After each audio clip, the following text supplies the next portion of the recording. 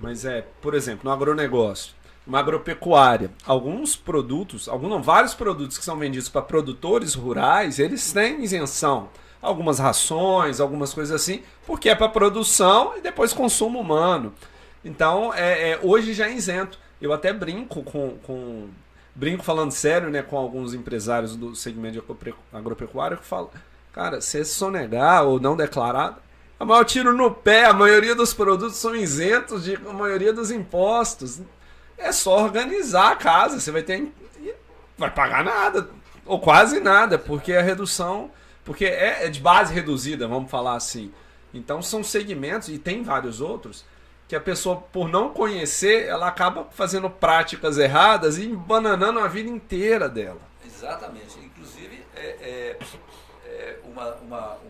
uma das formas de você diminuir sua carga tributária, seu imposto, é fazer correto. Então, se você faz um compliance na sua empresa, você pode descobrir que você está pagando mais do que você deveria pagar. É o que vem acontecendo aí agora com essa onda de recuperação tributária por conta do PIS e COFINS monofásico, que é só por causa de um cadastro, um simples cadastro. Que a do pessoa faz produto, um sistema dela. O sistema dela é um simples cadastro ali, ó.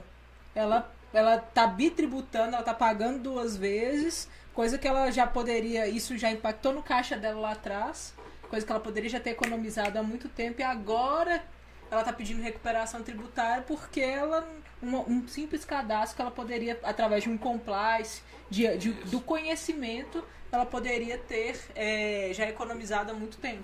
Não, isso é fato.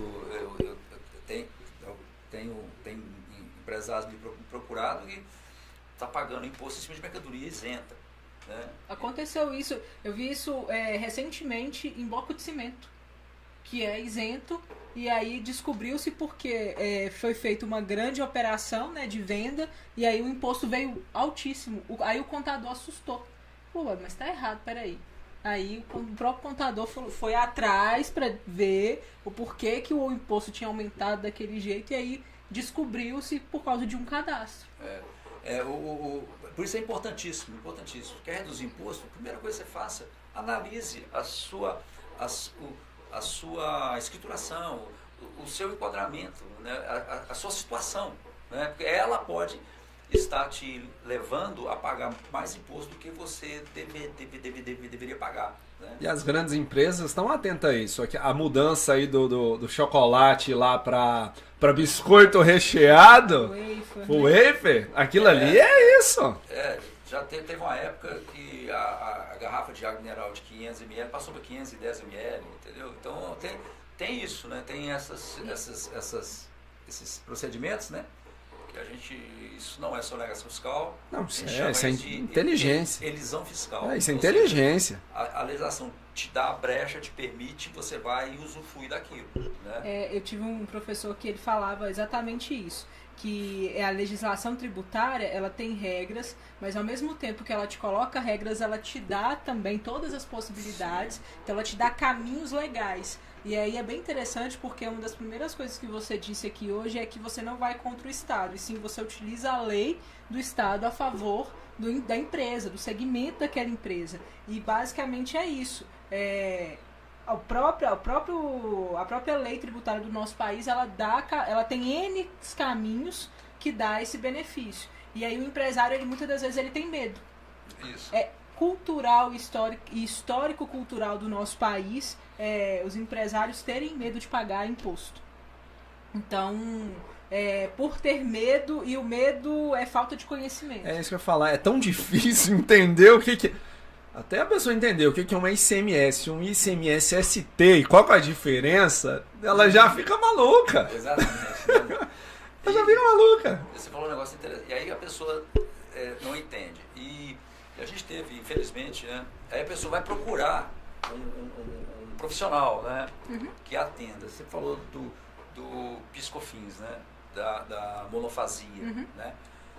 A gente teve em Valadares algumas consultorias, né? Que estavam fazendo verdadeiras fraudes. Que aí se aproveitaram da falta de conhecimento para poder... E não é só em Valadares, não. Mas aqui a gente soube de um... Então, aí o empresário fica mais assustado ainda. Uhum. Mais assustado ainda. Além de não conhecer a legislação a fundo, porque na verdade o empresário é dentro do negócio dele. Né? E tem profissionais que entendam da tributação para prestar serviço para ele. Né? Então ele para se dedicar ao business dele. Né? Só que acaba ele contratando alguém que faça o que andar fazendo aqui em outros lugares, né? Que é fraudando esse pedido de restituição, né? Mas a Receita Federal, pelo que eu estou sabendo, já está atenta a isso. Já está negando muita coisa. Já está negando muita coisa. Para quem não entende, tentando resumir, por exemplo, você tem uma padaria. Você é dono de uma padaria. A receita do pão, ela tem trigo, água e fermento. Vou resumir aqui. O trigo ele é isento, um exemplo. Então, na hora de pagar o pão lá no final, o imposto, tem que estar na fórmula dele calculado e ajustado no sistema para poder reduzir essa base de cálculo. Ok. Então, é assim que tem que fazer. Mas 99% não faz assim. O contador pega o faturamento do mês e aplica os simples lá, os impostos lá e manda a guia e pronto. Né? E aí o que muita consultoria fez foi pegar todo o faturamento e falar, não, você tem direito a X%, vamos mandar para o Estado e o Estado vai te devolver e você tem direito. Não, não é assim. Você tem que fazer conta. Quando na verdade é como se você tivesse 10 itens e desses 10 itens só 3 são monofásicos. Só 3 você tem direito. Então só a tributação desses 3 produtos que você vai obter o crédito. A restituição, na verdade, né? Então, isso a gente tem que ficar muito atento e ter muito cuidado.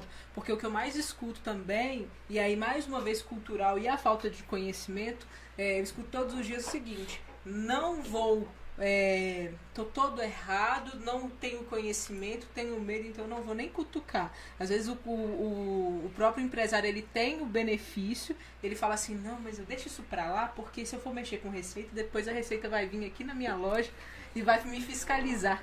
Exatamente. Eu já tive clientes que chegaram até mim e falaram assim, apresentaram a situação, eu falei, não, você tem direito de restituição. Ele falou assim, não, eu vou pedir não, prefiro deixar lá, porque eles vão vir me visitar. Eu falei assim, olha, pela minha experiência nessa residual, não é bem assim que funciona, entendeu? Você pode exercer o seu direito, porque o Estado não tem interesse em enriquecimento ilícito, não tem interesse nenhum o Estado.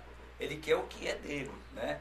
Correto. Então, se você tem um direito, não perca tempo, corra atrás do seu direito, que isso não ofende o Estado. Vamos só arrumar a casa antes, né? Pra não... exatamente. Não dá pra pedir um negócio se eu não tô arrumando, a casa tá arrumada. E também, aí até para complementar a fala, então aí é a oportunidade que você tem de começar a andar correto para você perder o medo. Porque quem tá correto dorme tranquilo, né? E principalmente antecipar uma ação fiscal, né? Porque se você antecipa a ação fiscal, e você espontaneamente, você denuncia algum erro, alguma falha que você esteja cometendo, né, você fica isento de multas, né, multas pesadas. Né? Então é uma coisa.